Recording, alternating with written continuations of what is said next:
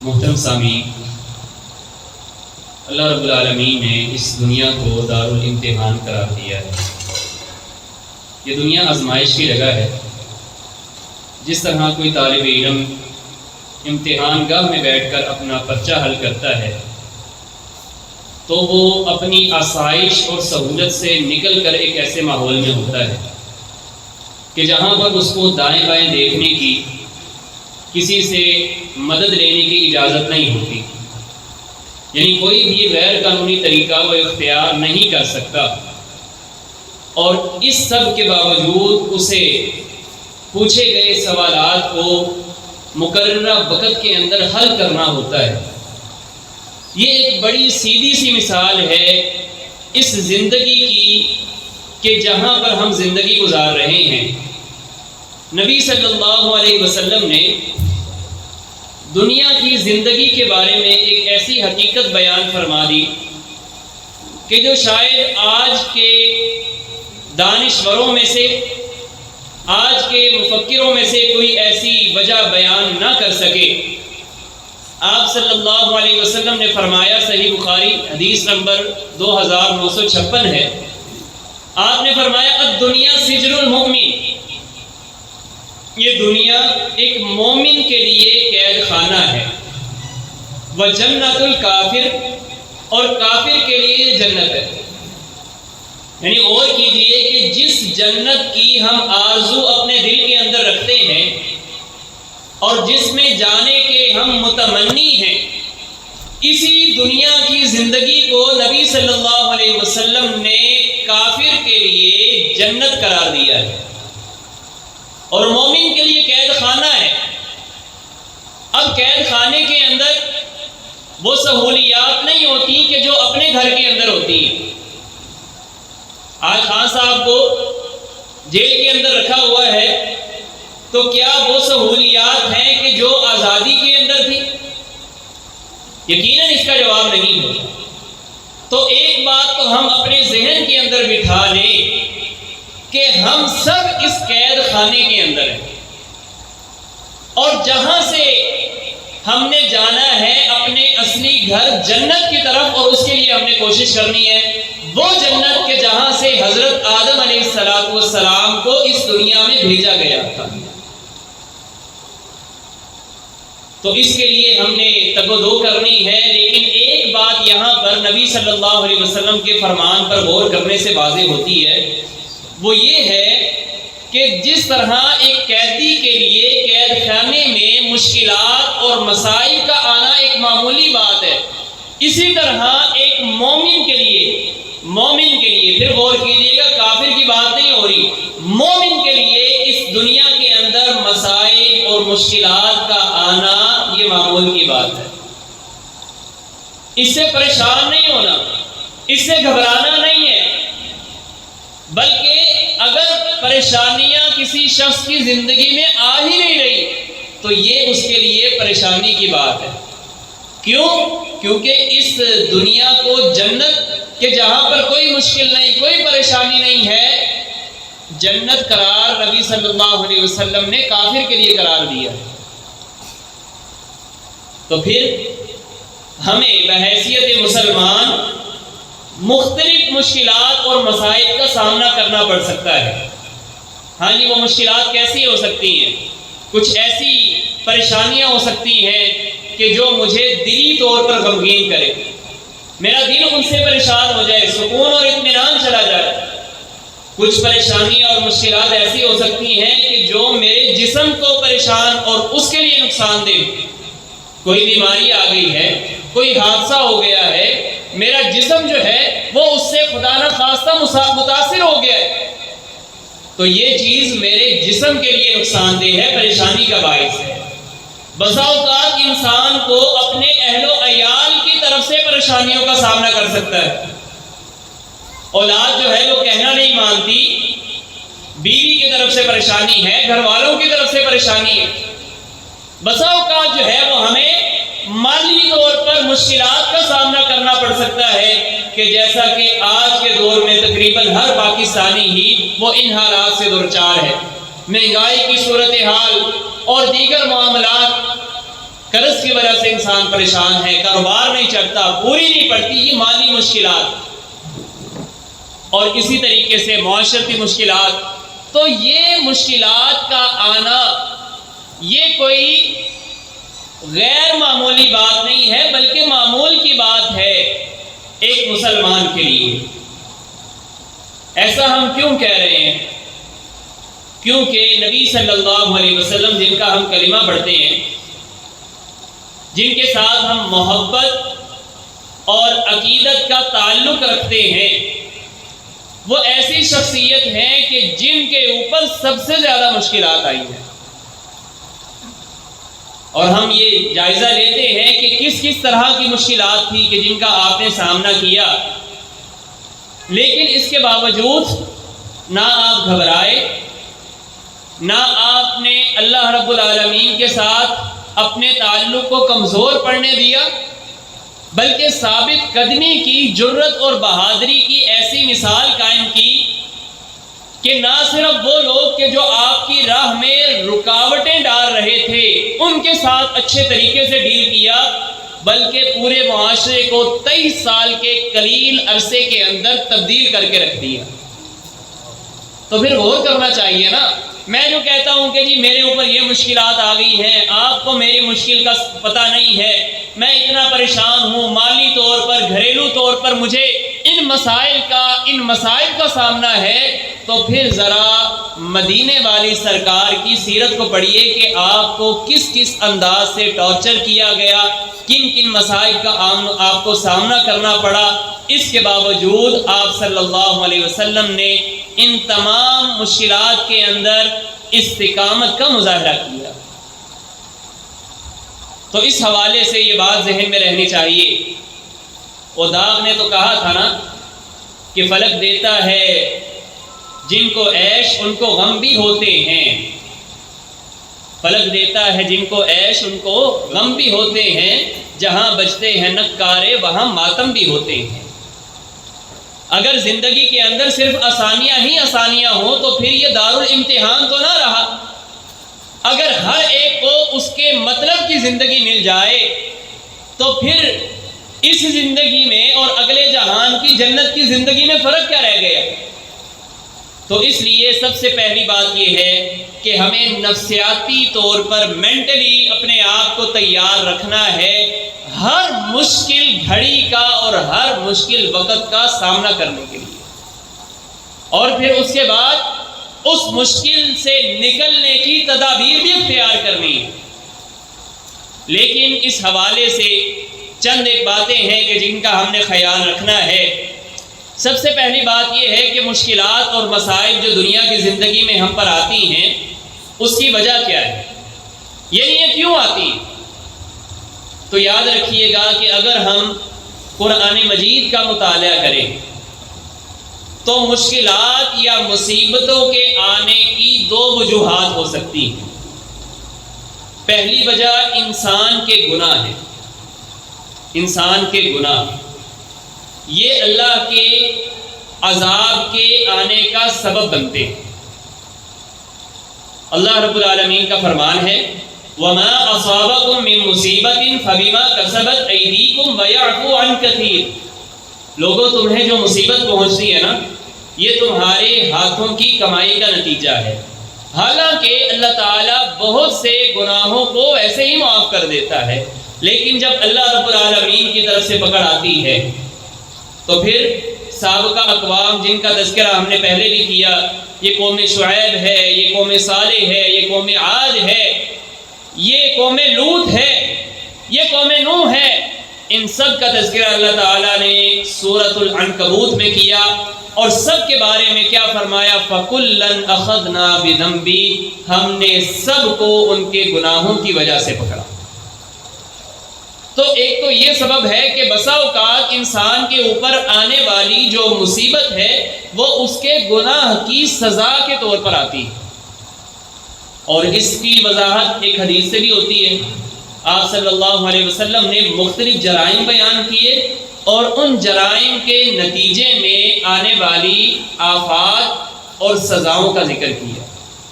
جیسا کہ آپ نے فرمایا کہ جب کسی معاشرے میں بے حیائی پھیل جائے، حتیٰ کہ لوگ علل اعلان بے حیائی کا ارتکاب کرنے لگے، تو پھر ایسے لوگوں کے اوپر اللہ کا عذاب یہ آتا ہے کہ ان کے اوپر ایسی بیماریاں اللہ تعالیٰ مسلط کر دیتے ہیں کہ جن کے نام بھی ان سے پہلے لوگوں نے سنے نہیں ہوتے۔ تو اب یہ جو بیماریاں ہیں، ڈینگی ہے، کرونا ہے اور دیگر، مطلب یہ ہے کہ ان کے بارے میں ہم فیصلہ کر سکتے ہیں کہ یہ اللہ رب العالمین کے عذاب کی ایک صورت۔ اسی طریقے سے مال طور میں کمی ہے تو پھر ظالم حکمران آئیں گے، مہنگائی آئے گی، یہ بھی آپ صلی اللہ علیہ وسلم نے حدیث کے اندر وضاحت کی۔ تو اب یہ مہنگائی کا رونا جو ہم رو رہے ہیں بجلی کے بلوں کو لے کر اور دیگر معاملات کے اندر، ٹھیک ہے، اس سے نکلنے کے لیے ہمیں تدابیر اختیار کرنی ہے، لیکن پھر یہ بھی دیکھنا ہے کہ یہ ساری صورتحال، ظالم حکمران، یہ مہنگائی کا تسلط ہونا، اس کی وجہ کیا ہے؟ تو پہلی تو یہ بات ہو گئی کہ جو اللہ رب العالمین کی طرف سے جو مشکلات اور مسائل ہیں یہ انسان کے گناہ کا نتیجہ ہے، لیکن ہر مرتبہ مصیبت یا پریشانی کا آنا یہ لازمی طور پر گناہ کی وجہ سے نہیں ہوتا، بلکہ بسا اوقات انسان کے درجات کو بلند کرنے کے لیے اور اسے گناہوں سے مزید پاک کرنے کے لیے اللہ رب العالمین جو ہے وہ ان مصیبتوں کو اور مشکلات کو بھیجتے ہیں۔ اس کا ذکر اللہ تعالیٰ نے قرآن مجید میں کیا ہے۔ سورۃ البقرہ میں اللہ کا ارشاد ہے وَلَنَبْلُوَنَّكُمْ بِشَيْءٍ مِّنَ الْخَوْفِ وَالْجُوعِ وَنَقْصٍ مِّنَ الْأَمْوَالِ وَالْأَنفُسِ وَالثَّمَرَاتِ۔ اللہ نے فرمایا کہ ہم تمہیں ضرور آزمائیں گے، خوف دے کر، بھوک دے کر، یعنی تمہاری معاشی حالت کو کمزور کر کے، اور پھلوں میں اور جانوں میں کمی کر کے اور اموال میں کمی کر کے تمہیں ضرور آزمائیں گے، لیکن وبشر الصابرین، اس آزمائش پر خوشخبری ہے صبر کرنے والوں کے لیے۔ یہ صبر کرنے والے کون ہیں؟ الذین اذا اصابتہم مصیبہ، جب انہیں مصیبت پہنچتی ہے تو قالوا انا للہ وانا الیہ راجعون، وہ اپنی زبان سے جزا فضا نہیں کرتے، ہائے مارے گئے، ہائے کوئی حال نہیں رہے، شکوے شکایتیں نہیں، بلکہ کہتے ہیں انا للہ وانا الیہ راجعون، ہم سب اللہ ہی کے لیے ہیں اور اللہ ہی کی طرف ہمیں پلٹ کر جانا ہے۔ تو اب دیکھیے اللہ تعالیٰ خود فرما رہے ہیں ہم تمہاری آزمائش کریں گے، مصیبتیں آئیں گی، لیکن ان مصیبتوں کے اوپر صبر کرنے والوں کو جب خوشخبری دی گئی تو ان کا درجہ بڑھ گیا۔ تو یہ ہے کہ مشکلات کے اندر صبر۔ اور ایک اور حدیث سے بات مزید واضح ہوتی ہے، آپ صلی اللہ علیہ وسلم نے فرمایا ما یصیب المسلم من نصب ولا وصب ولا ہم، کہ مسلمان کو جب بھی کوئی تھکان، کوئی بیماری، کوئی پریشانی، کوئی غم، کوئی اذیت پہنچتی ہے تو اللہ تعالیٰ اس کے ذریعے اس کے گناہوں کو معاف کر دیتے ہیں۔ تو مطلب یہ، اور آپ نے باقاعدہ کیٹیگرائز کیا، کوئی تھکاوٹ، کوئی بیماری، کوئی غم، کوئی پریشانی، کوئی صدمہ، کوئی تکلیف، یعنی الگ الگ الفاظ آپ نے بولے اور فرمایا کہ ان کے ذریعے اس کے گناہوں کا کفارہ ہوتا ہے۔ تو اس کا مطلب یہ ہوا کہ یہ جو آزمائش ہے، یہ جو مصیبت ہے، یہ انسان کے لیے سزا کے طور پر نہیں ہے، بلکہ اس کے لیے یہ باقاعدہ نعمت اور رحمت ہے۔ اب اس سے آپ اندازہ کر سکتے ہیں کہ وہ جو حضرت ابراہیم علیہ السلام کے اوپر مسلسل آزمائشیں آ رہی ہیں، کبھی جو ہے وہ اپنے علاقے کو چھوڑنا پڑ رہا ہے، کبھی جو ہے وہ اپنے بیوی بچوں کو چھوڑنا پڑ رہا ہے، کبھی جو ہے وہ اپنے بیٹے کے گلے پر چھری چلانی پڑ رہی ہے، یہ ساری کی ساری آزمائشیں کیوں ہیں؟ کہ اللہ رب العالمین ان کو امام الناس بنانا چاہتے ہیں، اللہ تعالیٰ ان کو خلیل اللہ بنانا چاہتے ہیں۔ تو گویا کہ سب سے پہلا کام، اگر مشکل حالات ہیں، مشکل کیسی بھی کیوں نہ ہو، تو سب سے پہلے آپ نے گھبرانا نہیں، یہ جملہ تو ہماری قوم کو یاد ہو گیا نا. تو یہ مشکل حالات میں قرآن و حدیث کا جو نظریہ ہے وہ یہ ہے کہ مشکلات کو دیکھ کر آپ نے گھبرانا نہیں ہے. اور اس حوالے سے ہم بات کرتے ہیں کہ اگر مشکلات آئیں تو ایک مومن کا کردار کیا ہونا چاہیے، یعنی اس کو کیا تدابیر اختیار کرنی چاہیے، کیا اہم امور اختیار کرنے چاہیے. تو سب سے پہلا کام اس حوالے سے ہمیں یہ کرنا چاہیے کہ اللہ رب العالمین کے ساتھ سب سے پہلے اپنے رابطے کو مضبوط کرنا چاہیے.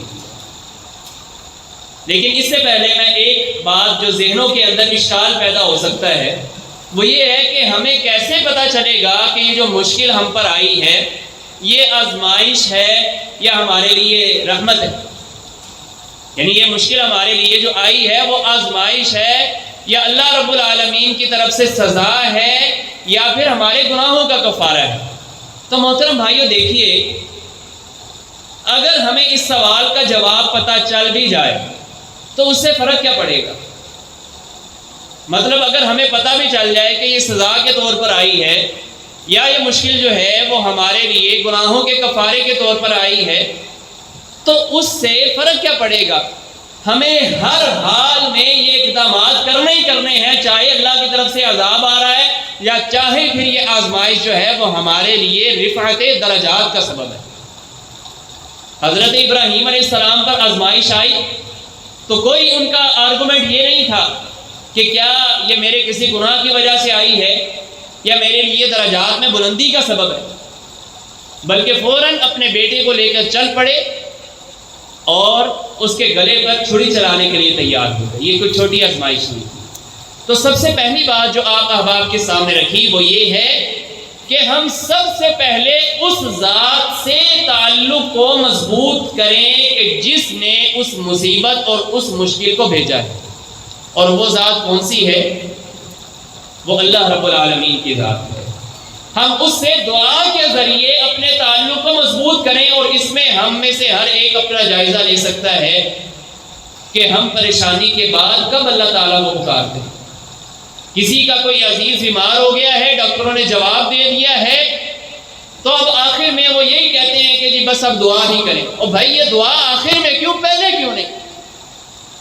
ہاں ٹھیک ہے آپ تدابیر اختیار کریں، علاج معالجہ کریں، لیکن شروع میں ہی سب سے پہلا جو مسلمان کے لیے ایک بہترین ہتھیار ہے کہ جس کے ذریعے وہ اپنے مد مقابل ہزاروں نہیں لاکھوں بھی ہوں تو ان کو شکست دے سکتا ہے، تو وہ اس کے پاس جو ہتھیار ہے وہ دعا کا ہے. نبی صلی اللہ علیہ وسلم کے متعلق آتا ہے نا کہ آپ غزوہ خندق کے موقع پر ایک طرف جب خندق کھود رہے ہیں اللہ رب العالمین سے کیا دعا کر رہے ہیں؟ اللہم منزل الکتاب سریع الحساب اہزم الاحزاب اللہم اہزمہم وزلزلہم. اے اللہ، کتاب کو نازل کرنے والے اللہ، جلد حساب لینے والے اللہ، ان کافروں کے لشکر کو شکست دے. اے اللہ ان کے قدموں کو اکھاڑ دے اور ان کو شکست دے دو ذات فرما. تو یہ آپ صلی اللہ علیہ وسلم کا طریقہ کار، سب سے پہلے اللہ رب العالمین کے ساتھ اپنے تعلق کو مضبوط کرنا. اور اس حوالے سے مثالیں بھی ہمارے سامنے ہیں. صحیح بخاری میں یہ حدیث موجود ہے. آپ صلی اللہ علیہ وسلم نے پہلی امتوں کا ایک واقعہ بیان کیا کہ 3 افراد سفر کر رہے تھے. دوران سفر موسم خراب ہو گیا، بارش ہو گئی اور وہ لوگ پناہ لینے کے لیے غار میں چلے گئے. غار کے دہانے پر ایک بھاری چٹان آ گئی، دروازہ بند ہو گیا، نکلنے کا راستہ کوئی نہیں ہے. اب تینوں ایک دوسرے سے کہتے ہیں کہ اب تم اللہ کے سامنے اپنے نیک اعمال کو وسیلہ بنا کر اس سے دعا کرو، اپنے کسی عمل کو یاد کرو، اللہ تعالیٰ تمہاری دعا کو قبول کرے. تو تینوں نے باری باری اپنے اعمال اللہ رب العالمین کی بارگاہ میں پیش کیے اور اس کے ذریعے اللہ تعالیٰ سے دعا کی. ایک شخص کہنے لگا، اے اللہ، میں اپنے والدین کا بڑا خیال رکھنے والا، جب بھی میں جانوروں سے دودھ دوتا تو سب سے پہلے اپنے والدین کو پیش کرتا. لیکن ایک مرتبہ مجھے واپس آنے میں دیر ہو گئی، میرے والدین سو چکے تھے، میں ساری رات ان کے سرانے کھڑا رہا، ان کے بیدار ہونے کا انتظار کرتا رہا، ان کو نیند سے جگانا میں نے مناسب نہیں سمجھا۔ یا اللہ، میں نے یہ عمل اگر تجھے راضی کرنے کے لیے کیا ہے تو اس عمل کی وجہ سے ہمیں اس مشکل سے نجات دے۔ وہ جو چٹان تھی اپنی جگہ سے کچھ قدرے ہل گئی۔ دوسرے شخص نے بھی اپنے عمل کو پیش کیا، وہ کیا تھا کہ اے اللہ، کہ میری ایک چچا کی بیٹی، میری ایک عزیز کہ جس کو میں پسند کرتا تھا، اور اس خاتون کے ساتھ میں اپنے تعلقات رکھنا چاہتا تھا، لیکن ایک وقت ایسا آیا کہ اس خاتون کو کوئی ضرورت پیش آئی، پیسوں کی ضرورت پڑی، تو وہ میرے پاس آئی اور میں نے اس شرط پر اس کو پیسے دینے کی حامی بھری کہ وہ میرے ساتھ بدکاری کرے، لیکن موقع پر اس نے مجھے اے اللہ تیرا خوف دلایا تو میں نے اس عمل بد کو تیرے ڈر کی وجہ سے ترک کر دیا۔ اے اللہ، میرا یہ عمل اگر تیری بارگاہ میں قبول ہے تو اس مشکل سے نجات دے۔ تیسرے شخص نے بھی اپنے عمل کو پیش کیا کہ اے اللہ، میں نے ایک شخص کو مزدوری پر رکھا تھا، وہ مزدوری لیے بغیر میرے سے چلا گیا، پھر میں نے اس کے ان پیسوں کو کاروبار میں انویسٹ کیا، اور کچھ عرصے کے بعد وہ شخص میرے پاس جب واپس آیا اپنی مزدوری لینے کے لیے تو میں نے اس سے کہا کہ یہ جتنے گائے اور بکریاں اور اونٹ وغیرہ ہیں، یہ جانور ہیں، یہ سب تمہارے ہیں۔ تو وہ شخص اس نے حیرانی کا اظہار کیا، تو اے اللہ، میں نے یہ سب اس کے حوالے کر دیا، یہ عمل تیری رضا کے لیے ہے تو اس کو قبول فرما، اس سے پریشانی سے ہمیں نجات عطا فرما۔ تو اللہ رب العالمین نے اس غار کے دہانے کو ان کے لیے کھول دیا۔ تو پتہ کیا چلا کہ یہ جو دعائیں ہیں نا، یہ اللہ رب العالمین اپنی بارگاہ کے اندر قبول کرتے ہیں، لیکن مانگنے کا سلیقہ بھی آنا چاہیے۔ انہوں نے کس چیز کو بطور وسیلہ پیش کیا؟ یہ نہیں کہا کہ اللہ فلاں نبی کو آپ کے لیے بطور وسیلہ پیش کرتے ہیں، فلاں تیرے ولی کو تیری بارگاہ میں بطور وسیلہ پیش کرتے ہیں، بلکہ اپنے نیک اعمال کو۔ تو گویا کہ نیک اعمال کو ہم اپنی دعا کے اندر بطور وسیلہ استعمال کر سکتے ہیں، اور یہ دعا کی قبولیت کا ایک اہم سبب اور ذریعہ ہے۔ اس سے آگے چلیے، دوسرا کام دعا کے ساتھ جو ہمیں کرنا ہے وہ یہ ہے کہ کوئی مصیبت آئے، کوئی پریشانی آئے تو اس پر ہم نے صبر سے کام لینا ہے، صبر کا دامن ہاتھ سے نہیں چھوڑنا۔ دیکھیے اس آیت میں بھی جو بھی ہم نے پڑھی ہے، اللہ تعالیٰ خوشخبری ان کو دے رہے ہیں جو صبر کرنے والے ہیں، اور جس نے کہنا ہے اپنی زبان سے اس طرح کے الفاظ ادا کرنے ہیں جو ناشکری پر مبنی ہیں، تو پھر اللہ رب العالمین کی طرف سے اس مشکل سے نجات کیسے ملے گی؟ اب یہاں پر چند ایک واقعات ہیں جو آپ احباب کے میں سامنے رکھنا چاہوں گا۔ ایک تو واقعہ ہے صحیح بخاری میں حضرت ابو موسیٰ اشعری رضی اللہ تعالی عنہ کا، یہ صحابی رسول ہے۔ ایک مرتبہ ان کی طبیعت بگڑ گئی اور ان پر غشی طاری ہو گئی، اتنی حالت خراب ہو گئی کہ ان کے گھر کی ایک خاتون، وہ ان کی بیوی ہی تھی، اس نے زور سے چیخ ماری، یعنی ان کی طبیعت کو دیکھتے ہوئے کہ پتہ نہیں کیا ہو گیا، زور سے چیخ ماری۔ اب یہ جو صحابی تھے حضرت ابو موسیٰ، انہوں نے اس موقع پر تو کچھ نہیں کہا اپنی طبیعت کی وجہ سے، لیکن جب ان کو ہوش آیا تو کیا کہتے ہیں؟ کہتے ہیں کہ انا بریء ممن برئ منہ رسول اللہ صلی اللہ علیہ وسلم، میں اس شخص سے بری ہوں جس سے اللہ کے رسول نے برات کا اظہار کر دیا، میرا اس سے کوئی تعلق نہیں، میں نے اس سے بیزاری کا اظہار کرتا ہوں جس سے اللہ کے رسول نے بیزاری کا اظہار کیا۔ اچھا بھی کس سے بیزاری کا اظہار نبی صلی اللہ علیہ وسلم نے کیا؟ تو پھر خود انہوں نے حدیث بیان کی کہ آپ صلی اللہ علیہ وسلم نے الصالقہ، الحالقہ، الشاقہ، ان عورتوں سے بیزاری کا اظہار کیا۔ یہ کون سی عورتیں ہیں؟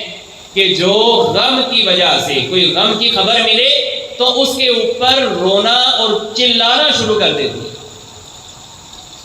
ان کی بیوی نے یہی کام کیا نا، زور سے چیخ ماری، تو فوراً صحابی رسول نے حدیث سے استدلال کیا کہ جو چیختی ہیں اور اپنے بال غم کی وجہ سے منڈوا لیتی ہیں یا پھر اپنے گریبان کو چاک کر لیتی ہیں، ایسی عورتوں سے نبی صلی اللہ علیہ وسلم نے برات کا اور بیزاری کا اظہار کیا۔ غور کیجیے گا، اور نبی صلی اللہ علیہ وسلم کو بھی اللہ رب العالمین یہی تلقین کرتے رہے نا۔ مکہ کے اندر بالخصوص آپ کی زندگی کا مطالعہ ضرور کیجیے گا، کوئی حدیث کی کتاب، کوئی سیرت کی کتاب آپ لے لیجئے، الرحیق المختوم لے لیجئے، رحمت للعالمین دیکھ لیجئے، اس میں مکہ کی زندگی میں جن مشکلات کا آپ کو سامنا کرنا پڑا نا، یہ جو دور گزار رہے ہیں نا، یہ ہمارا دور مدنی دور کی بجائے مکی دور سے بہت زیادہ مماثلت رکھتا ہے۔ وہ ان مسائل کے اندر صحابہ کرام نے کس طریقے سے سروائیو کیا، نبی صلی اللہ علیہ وسلم نے کس طریقے سے رہنمائی کی۔ ایک صحابی رسول حضرت خباب رضی اللہ تعالی عنہ نبی صلی اللہ علیہ وسلم کے پاس تشریف لاتے ہیں کہ آپ ہمارے لیے اللہ سے مدد کیوں نہیں طلب کرتے، ہمارے لیے دعا کیوں نہیں کرتے۔ آپ صلی اللہ علیہ وسلم نے کس طرح ان کی تربیت کی۔ آپ نے فرمایا کہ تم سے پہلے جو لوگ تھے ان کو ان کے دین کی وجہ سے ایسے تکلیفیں دی جاتی تھی کہ ایک شخص کو زمین کے اندر آدھا گاڑ دیا جاتا اور اس کے باقی وجود کے اوپر اس کے سر کے درمیان میں سے آلہ رکھ کے چلا دیا جاتا، اس کو دو حصوں میں تقسیم کر دیا جاتا، یا کسی کے وجود کے اوپر لوہے کی کنگیاں چلائی جاتی جو اس کے گوشت کو اس کی ہڈیوں سے علیحدہ کر دیتی، لیکن اس کے باوجود یہ سارے کا سارا ظلم ان کو ان کے ایمان سے پھیر نہ پاتا۔ تم لوگ جو ہو وہ جلد بازی سے کام لے رہے ہو۔ اور اس کے بعد آپ دیکھتے چلے جائیے صحابہ کرام نے کس طرح استقامت کی مثالیں قائم کر کے دکھا دی۔ عبادت کرنے سے روک دیا جاتا ہے، معاشی اور معاشرتی بائیکاٹ کر دیا جاتا ہے، اور نفسیاتی طور پر کس طریقے سے ٹارچر کیا جاتا ہے کہ جادوگر اور پاگل معاذ اللہ ان القابات سے ان کو ملقب کیا جاتا ہے۔ لیکن اس کے باوجود نبی صلی اللہ علیہ وسلم وہ 13 سالہ زندگی میں کس طریقے سے ڈٹے ہوئے ان کافروں کی تمام تکالیف اور ان کی طرف سے پہنچنے والے تمام مسائل کا مقابلہ کرتے ہیں۔ اور آج ہم تو بڑی جلدی گھبرا جاتے ہیں۔ مسائل میں نہ گھبرانا یہی مومن کی پہچان ہے۔ آج ہمارا یہی تو امتحان ہے کہ ہم اس پر پورا اترتے ہیں کہ نہیں اترتے۔ حتیٰ کہ نبی صلی اللہ علیہ وسلم کے بارے میں اللہ تعالیٰ نے قرآن مجید میں فرمایا لعلک باخع نفسک علی آثارہم، اے پیغمبر یہ کافر ایمان نہیں لاتے، آپ کا دل اس قدر غم اور ملال کے اندر ہوتا ہے کہ گویا کہ کیا آپ ان کافروں کے پیچھے اپنے آپ کو ہلاک کر ڈالیں گے۔ قرآن مجید کس انداز سے ہماری تربیت کرتا ہے۔ تو ایک تو محترم بھائیوں صبر کے حوالے سے دیکھیے، اس سے بڑھ کر صبر کیا ہوگا؟ بیماری آ جانا یہ کوئی معمولی بات ہے، لیکن اللہ تعالیٰ نے اپنے ایک خاص پیغمبر کا ذکر کیا کہ جن کے اوپر تقریباً 18 سال تک بیماری رہی، حتیٰ کہ ان کے گھر والے ان کو چھوڑ گئے، اور یہ پیغمبر تھے حضرت ایوب علیہ السلام۔ اللہ تعالیٰ نے قرآن مجید میں کیا فرمایا؟ اِنَّا وَجَدْنَاهُ صَابِرًا، ہم نے اپنے اس بندے کو صبر کرنے والا پایا ہے۔ وَأَيُّوبَ إِذْ نَادَى رَبَّهُ أَنِّي مَسَّنِيَ الضُّرُّ وَأَنْتَ أَرْحَمُ الرَّاحِمِينَ، ایوب اللہ سے دعا کرتے ہیں کہ اللہ مجھے تکلیف بیماری پہنچی ہے، تو بڑا ہی رحم فرمانے والا ہے۔ تو آئیے بیماری آ جائے، سب سے پہلی بات اس کو اپنے لیے گناہوں کا کفارہ سمجھیں، اور پھر اس کے اوپر صبر کا دامن ہاتھ سے کبھی نہ چھوڑیں۔ اچھا جی میرے اوپر ہی بیماری آنی تھی، میرے ساتھ ہی یہ ہونا تھا۔ کوئی عزیز اس دنیا سے چلا جائے نا تو یقیناً دکھ ہوتا ہے، لیکن اس کے باوجود اس دکھ کے اندر اگر ہماری کوئی ڈھارس بندھا سکتی ہے تو وہ نبی صلی اللہ علیہ وسلم کی ذات ہے کہ آپ صلی اللہ علیہ وسلم کی زندگی میں آپ کی 3 لخت جگر، آپ کی 3 بیٹیاں اور تینوں بیٹے آپ کی زندگی کے اندر ہی اس دنیا سے چلے گئے۔ اور آپ ذرا پڑھیے کہ جب آپ کے آخری بیٹے حضرت ابراہیم اس دنیا سے تشریف لے کر گئے تو آپ کے الفاظ کیا کہ ہم غمزدہ ضرور ہیں لیکن اللہ کے حکم پر ہم راضی ہیں، اپنی زبان سے کوئی ایسا الفاظ نہیں ادا کریں گے کہ جس سے ہمارا رب ناراض ہو جائے۔ تیسرا اہم کام محترم بھائیوں اس حوالے سے وہ یہ ہے، نبی صلی اللہ علیہ وسلم کی سیرت کا ایک اہم پہلو وہ یہ ہے، صحابی کہتے ہیں کہ جب آپ صلی اللہ علیہ وسلم کے سامنے کوئی ایسا معاملہ آتا کہ جو آپ کو غمگین کر دیتا تو آپ فوراً نماز پڑھا کرتے، اور قرآن مجید میں بھی آتا ہے استعینوا بالصبر والصلاۃ، نماز کے ذریعے اور صبر کے ذریعے آپ اللہ سے مدد طلب کریں۔ کیا کسی نے نماز پڑھتے ہوئے اللہ سے مدد طلب کی اور اللہ نے اسے مشکل سے نجات دی؟ کیا ایسا واقعہ کبھی تاریخ میں ہوا ہے؟ تو یقیناً ایسا واقعہ ہوا ہے، اس کی مثال بھی ہمیں ملتی ہے۔ حضرت ابراہیم علیہ السلام ہجرت کر کے اپنے علاقے کو چھوڑ کر ایک ایسے شہر میں جاتے ہیں کہ جس کا بادشاہ ظالم ہے، اور وہ آنے والی خوبصورت خاتون کی عزت اور عصمت پر حملہ بھی کرتا ہے۔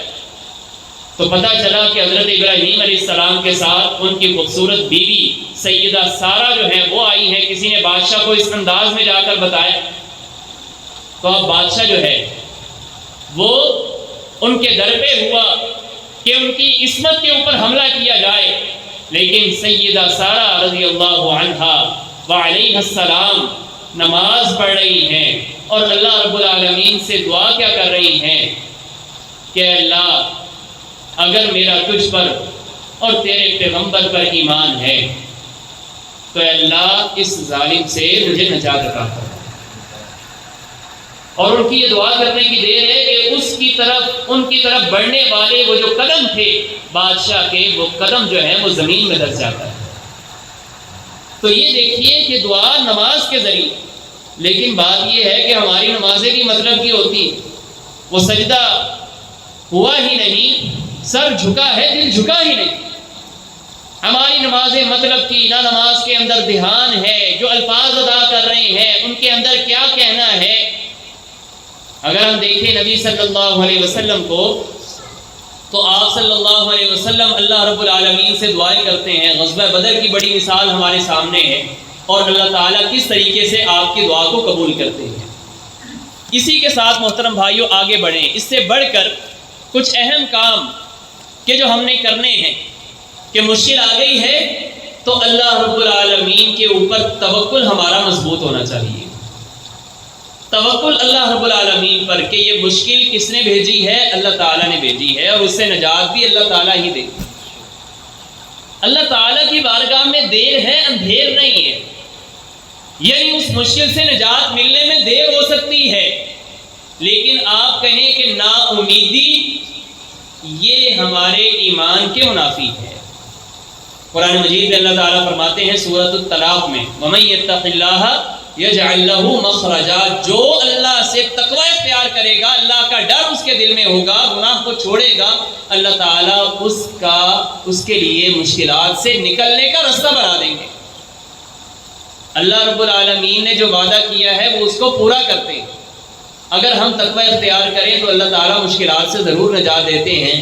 سیدہ مریم علیہ السلام کی مثال ہمارے سامنے، ان کے ہاں جب وہ حاملہ ہوئی، بیٹے کی ولادت ہوئی سیدنا عیسیٰ علیہ السلام کی، تو پھر اللہ تعالیٰ نے ان کے لیے کھانے پینے کا بھی بندوبست کر دیا۔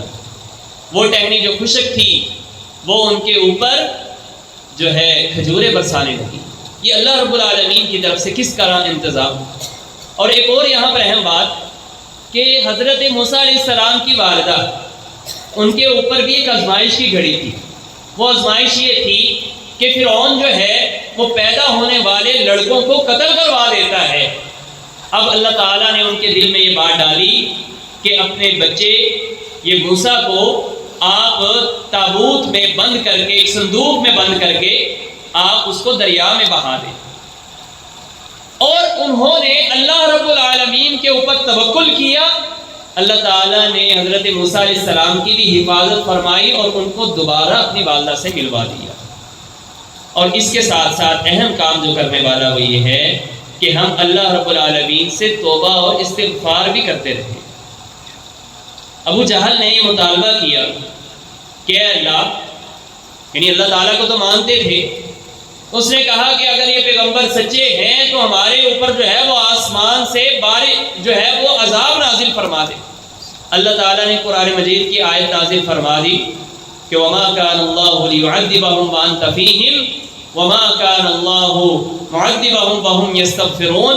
اللہ تعالیٰ ان کو عذاب نہیں دے گا اس حالت میں کہ پیغمبر آپ ان میں موجود ہیں، اور دوسرا اس صورت میں بھی اللہ تعالیٰ عذاب نہیں دے گا کہ اگر یہ استغفار کرنے والے بن جائیں۔ محترم بھائیوں، آج ہمیں استغفار کی ضرورت ہے، اور اس حوالے سے ذرا اپنا ذہن بھی بالکل کلیئر کر لیں کہ ہم مشکل کس کو سمجھتے ہیں، ہم مصیبت کس کو سمجھتے ہیں۔ مطلب یہ ہے کہ اگر میرے گھر کا گزارا نہیں ہو رہا تو میں سمجھتا ہوں یہ مشکل ہے، اگر میرے اخراجات پورے نہیں ہو رہے مشکل ہے، کوئی بیماری آ گئی یہ مشکل ہے، ہم اس کو مصیبت سمجھتے ہیں۔ کوئی عزیز اس دنیا سے چلا گیا، ہم اس کو مصیبت سمجھتے ہیں۔ یقیناً یہ ساری کی ساری صورتیں یہ بھی مسائل کے اندر شامل ہیں، لیکن اصل جو اس سے بڑھ کر جو چیزیں مصیبتیں ہیں وہ یہ ہے کہ معاشرے کے اندر سے بے دینی پھیلتی جا رہی ہے۔ کیا کبھی اس کا بھی ہمیں درد ہوا ہے؟ لوگ جو ہے وہ کس طریقے سے حرام کماتے جا رہے ہیں، معاشرے کے اندر سے کس طرح بے حیائی بڑھتی چلی جا رہی ہے، اور ہمارے عوام اور کیا ہمارے خاص کس طرح دین سے دور اور بے دینی کی طرف بڑھتے چلے جا رہے ہیں۔ کیا کبھی اس حوالے سے بھی ہمارے دل کے اندر فکر پیدا ہوئی؟ تو محترم بھائیوں، اس حوالے سے استغفار جو ہے وہ مشکلات اور مسائل سے نکلنے کا بڑا ہی اہم ذریعہ ہے۔ اس کے علاوہ نبی صلی اللہ علیہ وسلم نے ہمیں کچھ ایسے وظیفے اذکار بتائے ہیں جو ہمارے لیے مشکلات کے اندر بڑے ہی کارآمد ہیں، اور پھر اگر ہم یہ انتظام کر لیں تو ہمیں جعلی نجومیوں عاملوں کے پاس، روحانی سو کالڈ معالجوں کے پاس نہیں جانا پڑے گا۔ اور میں اس میں سے بے شمار اذکار ہیں، یعنی آپ نے گھر داخل ہونا ہے، نکلنا ہے، بیت الخلاء میں جانا ہے، نکلنا ہے، لیکن میں 8 مقامات ایسے ہیں کہ جہاں پر ہمیں اذکار بتائے گئے ہیں، اگر ہم ان کا انتظام کر لیں تو ہمارے لیے بہت ہی مفید ہے۔ ایک تو ہے صبح کے اذکار، دوسرے نمبر پر شام کے اذکار، یہ خاص اوقات کے اوپر جو ہمیں بتائے گئے، اور پھر 5 نمازوں کے اذکار، 5 نمازوں کے بعد کم از کم جتنے اذکار ہیں ہم ان کا اہتمام کریں، اور اسی طریقے سے سوتے وقت کے اذکار اگر ہم ان کا اہتمام کریں۔ محترم بھائیوں، بہت سے مسائل ہیں اور بہت سی بیماریاں ہیں کہ جن سے ہم محفوظ رہ سکتے ہیں۔ تو یہ کم از کم ہم میں سے ہر ایک یہ تہیہ کرے کہ یہ جو مخصوص اوقات کے اوپر جو اذکار بتائے گئے ہیں ہم کم از کم ان کا اہتمام کریں گے۔ میرا خیال ہے آخری دفعہ ہم نے حضرت علی رضی اللہ تعالیٰ عنہ کا یہ واقعہ بھی شاید آپ احباب کے سامنے رکھا کہ ان کو جو نبی صلی اللہ علیہ وسلم نے سونے سے پہلے ذکر بتایا، انہوں نے کبھی اس ذکر کو ترک نہیں کیا۔ تو یہ روٹین ہماری بھی ہونی چاہیے۔ اور آخری بات اس حوالے سے وہ یہ ہے کہ مشکلات آتی ہیں، مسائل آتے ہیں، تو پھر ان سے نکلنے کے لیے ہمیں عملی تدابیر بھی اختیار کرنی ہے۔ یعنی صرف یہ نہیں ہے کہ بس میں نے دعا کر لی ہے، میں توبہ استغفار کر لی ہے، بس اب میں ہاتھ پر ہاتھ دھرے بیٹھ جاؤں، ایسا نہیں ہے۔ کیوں نہیں ہے؟